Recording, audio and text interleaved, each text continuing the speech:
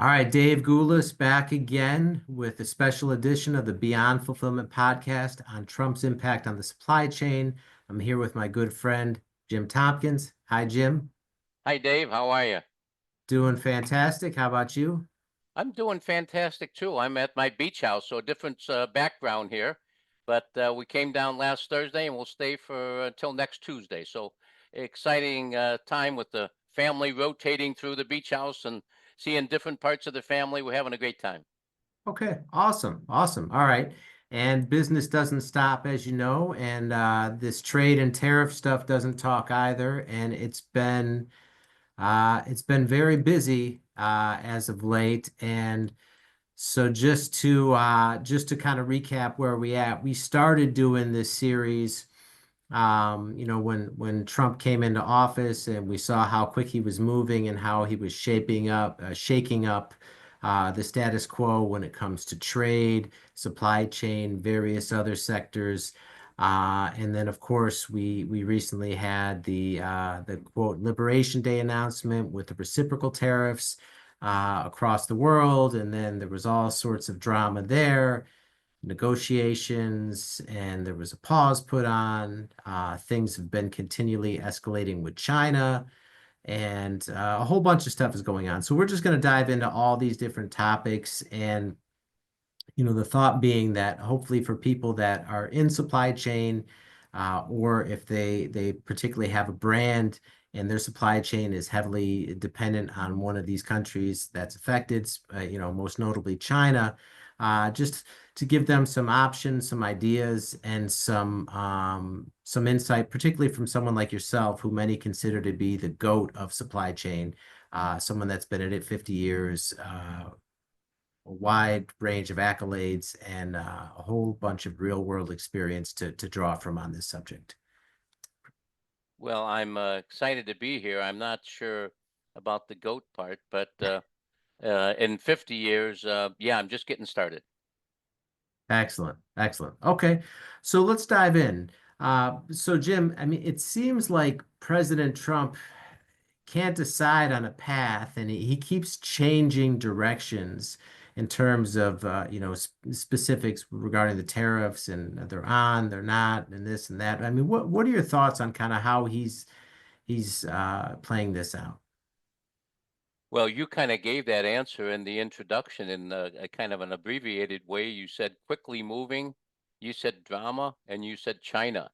And I think those three kind of put bookends around the answer I'm going to give. President Trump has very clear objectives. He wants to reduce our deficit of trade, which is 1.2 trillion, and it needs to be reduced. If we don't reduce it, um, America will not be a powerhouse in the world anymore. He wants to boost U.S. manufacturing, bringing good jobs back to America, and he wants to generate revenue from the tariffs. He wants to reduce government spending. So he has a very clear path. He outlined this in the election, and now he's been ticking things off at a very rapid pace, as you say. Um, to the contrary, China has a long-term strategy as well, and they're an aggressor, just like Trump is an aggressor, and that they have a real important job of stabilizing their economy. Their domestic economy is not stable. They got real estate problems, and they want to continue to put pressure on the United States so that United States doesn't have the upper hand. So Trump has a very clear plan. It's clear he came out of the chute like a wild man. In his first, 30 days, he did a year's worth of work. A great plan.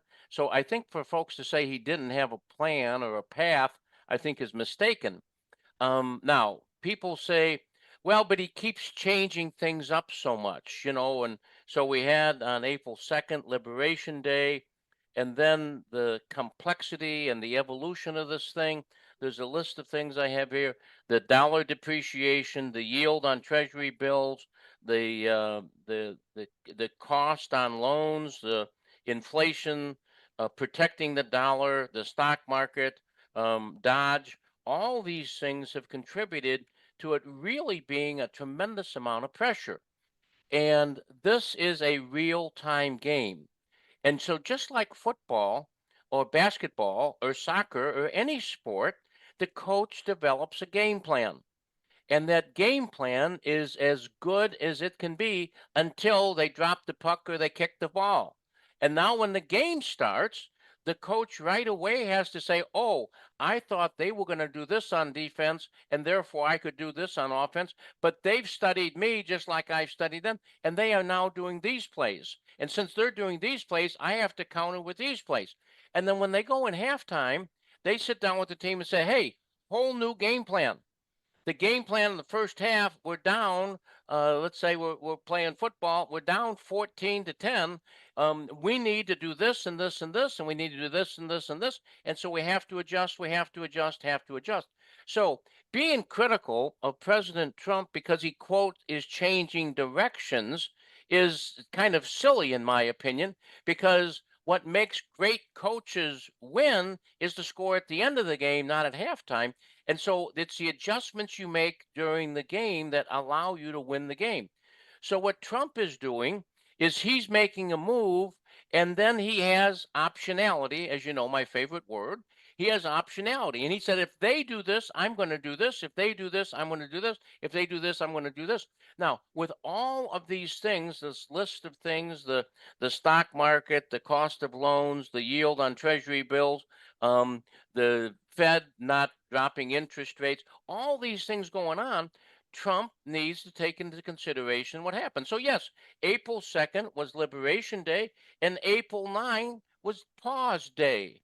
Now, does that mean he's changing direction? No. What that means is he is reading the signals on the field, and he is making adjustments in real time. Guess what? Just like the Chinese are. And so we've got two great coaches that are going head to head and trying to figure out what the guy's next move is going to be. And so therefore they figure out their next move. And so it to be critical of him for not having a plan and for changing directions, I think is silly. I think thank goodness we are really in the game. We're coaching, we're changing our offense, we're changing our defense. But guess what? So is China. And so it's a really interesting battle that's taking place now. And I think that's what's going to play out over the next couple months, and it's going to be very interesting. Okay. So specifically talking about US and China, I mean it seems like they're basically playing chicken. I mean they're both ratcheting up the tariffs on each other. They're both having the rhetoric that neither one intends to back down. So let's talk about the options that each one of them have and how you see this playing out. Well, I think the reality is it's like two teenage boys in the backyard, and you hit me and I'm going to hit you back and so forth. And that's kind of the tit for tat struggle that we're in right now. I think there's five options of what could happen. And I think these five options, um, in my opinion, it's real clear which of these is the best. The present state is I raise my tariffs and you raise yours, and I raise my tariff and you raise your, and now the tariffs get to a ridiculous level, 145% type numbers, ridiculous numbers. No one can have 145% tariff and still stay in business.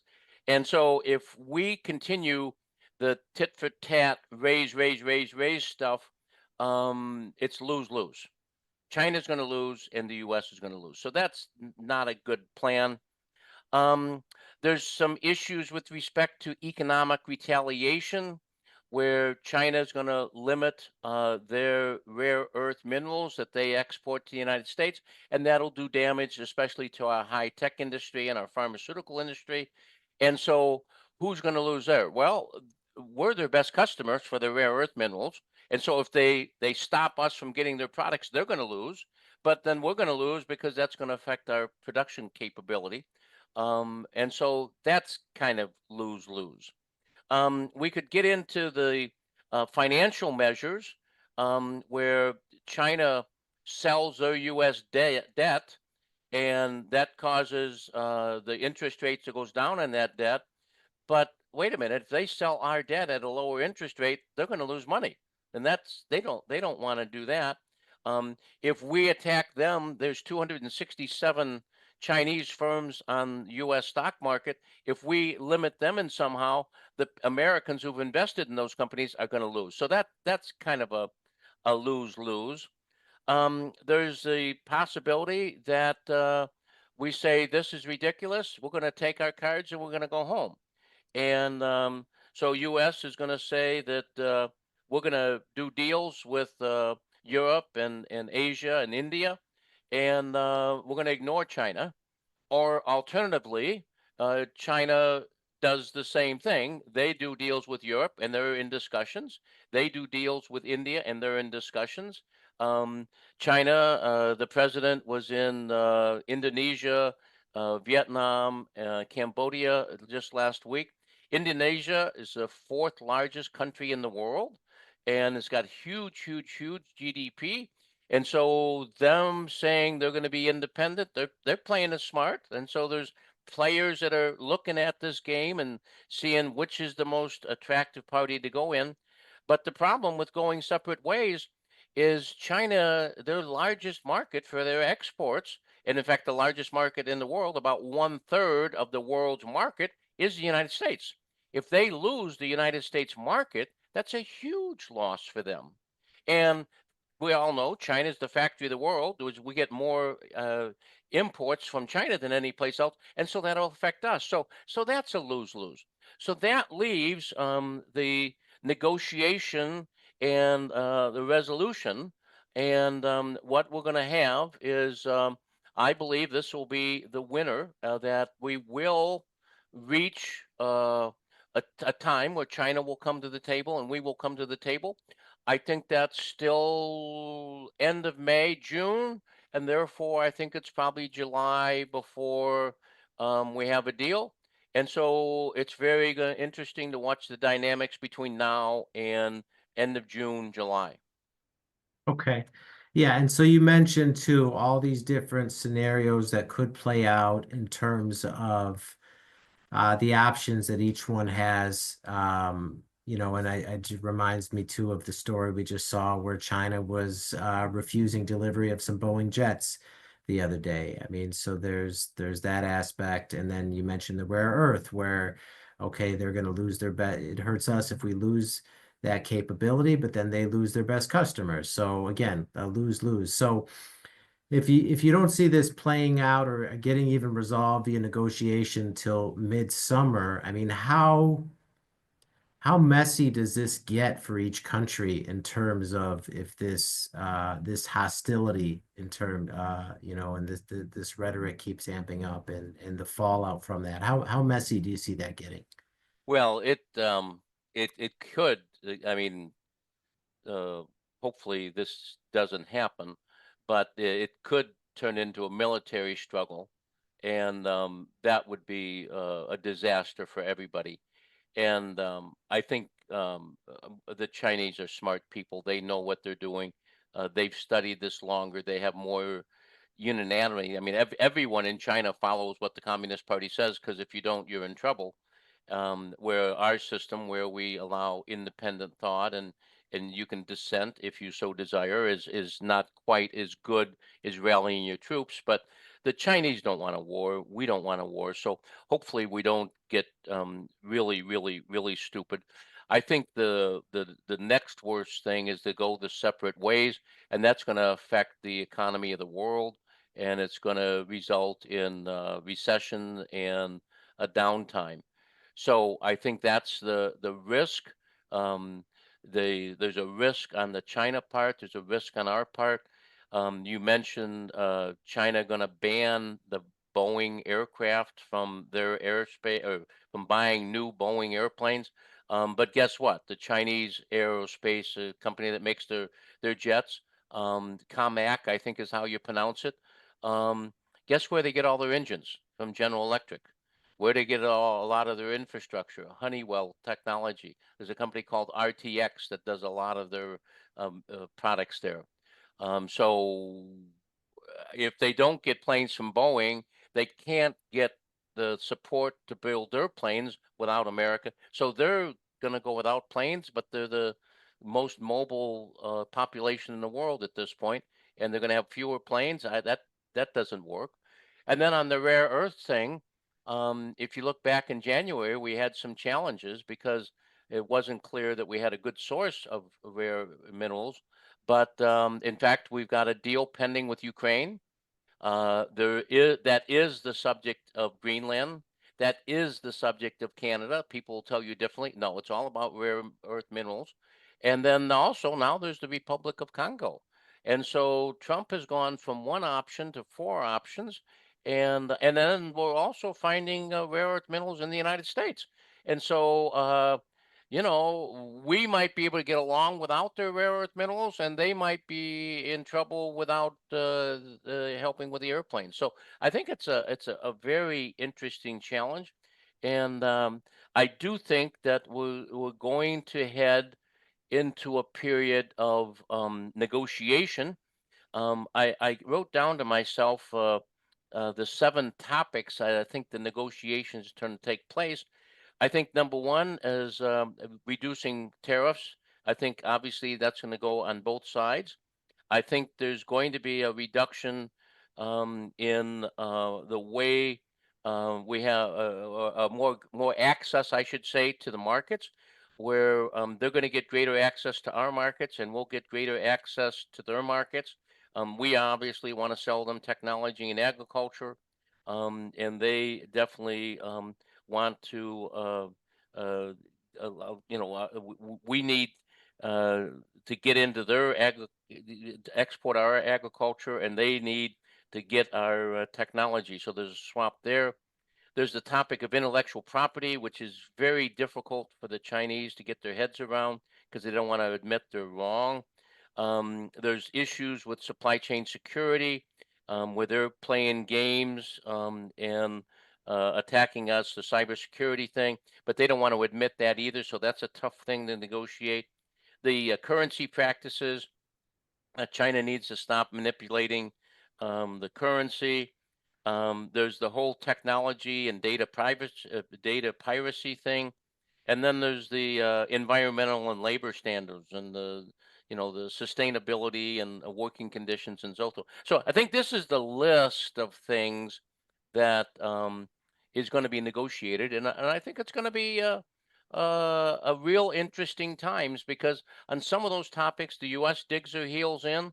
On some of those topics, the China dig their heels in. And so what they're going to need to do is say, okay, we can't fix everything, but out of those seven, which are the two or three or four that we jointly agree that we can get resolution on? And let's stop being silly with this two boys in the backyard punching each other. Yeah, so a lot of different issues there to be negotiated. Um, and right, clearly it's not something that's going to be solved overnight. Um, and I putting those issues aside, I was at a conference recently and it was numerous apparel brands there, and there was a lot of talk and a lot of concern about tariffs. And many people were heavily dependent on China for their supply chain.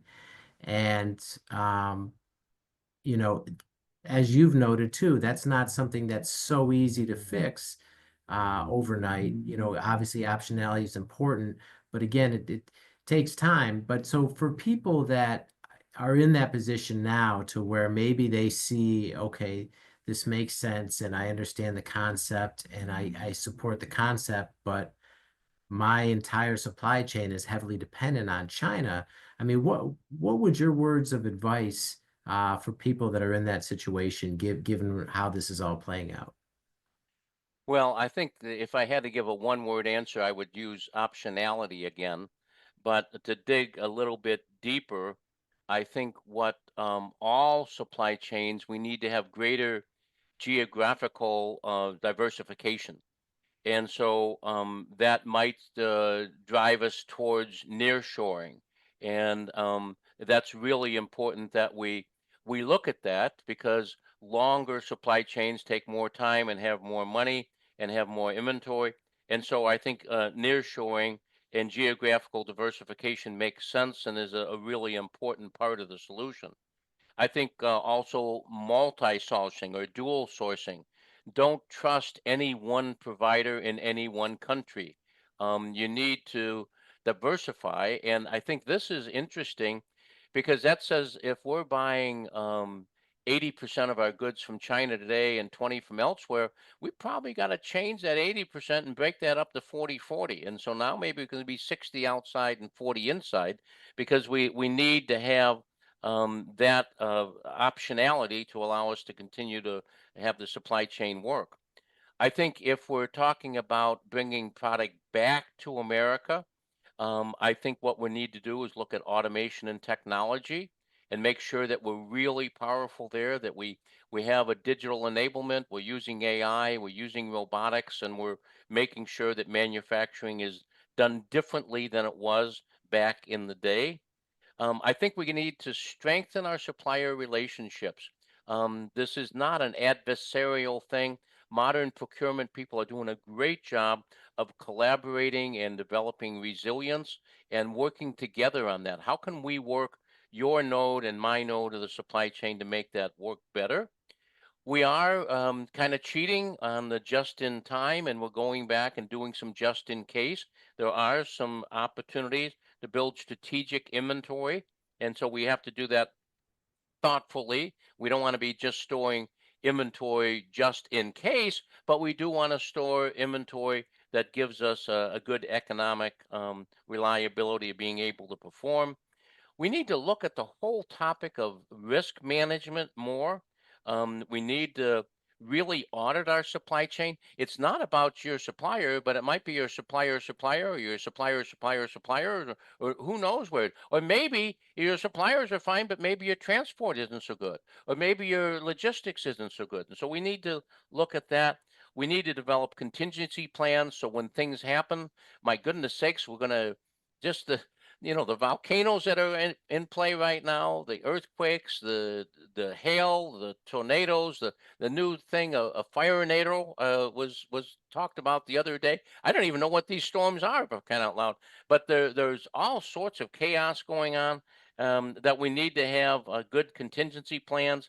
Um, I think there's going to become more important regional trade agreements, and so this could be between Europe and the United States. It could be between China and Southeast Asia.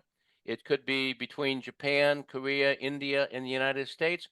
We really need to look at how trade agreements can be put in place to give us some protection.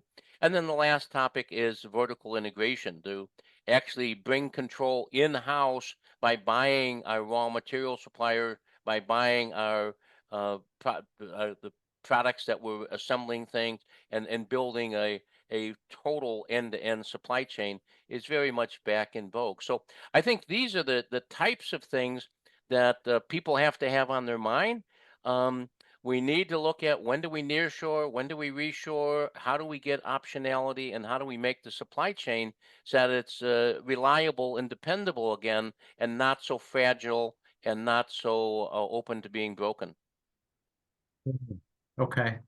And so talking about the rest of the world for a moment as well. So there's numerous trade deals actively being negotiated, not only with countries, of course, with the EU as a whole, and various industries, within steel, autos, pharma, semiconductors, agriculture, etc. I mean, how do you see all that playing out? Well, I think we're about ready to start seeing some breakthroughs. India is now firmly saying there's a $23 billion reduction in tariffs. Um, that's a big deal. We have in place the 10% tariff, which unto itself does if you can get a 10% tariff and you can get China under control, our balance of trade is about neutral. And if you take balance of trade for both products and services, it's in fact a surplus. And so there's some very positive things happening. I think we're going to see deal after deal after deal made. I think, you can watch where Vance goes and where Rubio goes, and that there's following going to be some big announcement. Goodness sakes, the presidents of all sorts of countries around the world are in the White House last week, this week, next week, and so there's a lot happening there. Um, I think the result of a lot of that is going to be essentially buy American. If it's going to be buy agriculture from our strong farming industry, if it's going to be liquefied natural gas, if it's going to be other energy products, I think it's going to be really important. I think if we're looking at the USMCA, the deal that Trump negotiated, certainly the USM is working well. United States and Mexico are talking some very substantial issues. Canada at this point is got some elections coming up, and so they have to remain strong, and the Canadian people are strong, and so I think there's going to be some challenges there. I think it would be wise if Trump stops talking about the 51st state and that nonsense, because that does nothing but ticks them off, and um, you don't want to tick the Canadians off. They play pretty good hockey, and so we're going to be interesting to see how that plays out. Um, but they at one point they said there's 100 companies, 100 countries that are doing negotiation. I actually sat down and counted based on what I see in the news, and I got something like 68. So if the number is 68 countries or 100 countries, I'm not sure it matters that much. I do think we need to win in India. We need to get Europe back on our side. We do need to make at least Indonesia a 50-50 split. And I think that'll, with the 10% across the board, I think that'll give us a pretty good position. Um, there are lots of other issues with respect to ports. As we know, the Panama Canal thing with BlackRock and with Panama throwing out the Hutchinson Group, that's going our way. We're working on the shipbuilding. We're working on the ports. And so I think there's going to be a lot of ports going inland because products going to be coming in through Canada and rail into the center of the country or up through Mexico into Texas. So the ports are going to be in pretty good shape. And I think that what we're going to find is that given we're able to get out of this two boys in the backyard nonsense, we're going to see our balance of trade improve substantially, and our overall balance of trade for product and services be a surplus. So I think we're in a very good way. Okay. And you brought up something else that really is a silver lining that not many people are talking about too, is that once all these deals are negotiated and we have foreign markets opened up with fair deals, U.S. exports could skyrocket. Yeah, that's absolutely the case. Number one, we're going to be making more stuff at home, most of it automated. We've got these trillions of dollars committed to building new plants. That's going to really spur the economy on. Um, I think the only real challenge we have is ourself. Um, I think if it's China versus the US will win because we have 1/3 of the consumer market of the world. China wants into that market very, very bad. They need to get into that market. They're not going to replace the US market by selling to Vietnam and Indonesia and Cambodia. That's not going to work. South Korea and Japan are going to continue to be in our block. And so there's an issue there. Now, am I saying therefore the US is going to win? Nah, I'm not so sure because it's the be careful of the enemy within. If our allies, because they are anti-Trump, turn on America, if Europe turns on us, that could be a major problem. Or if the country turns anti-Trump. And so what I think what we need to do is we need to um, quit the quibbling, and Trump needs to quit saying stupid stuff. And what we need to do is say we're not Democrat, we're not Republican, we are Americans, and we want American to win this thing. And so let's support the things that we can support and quit being so anti.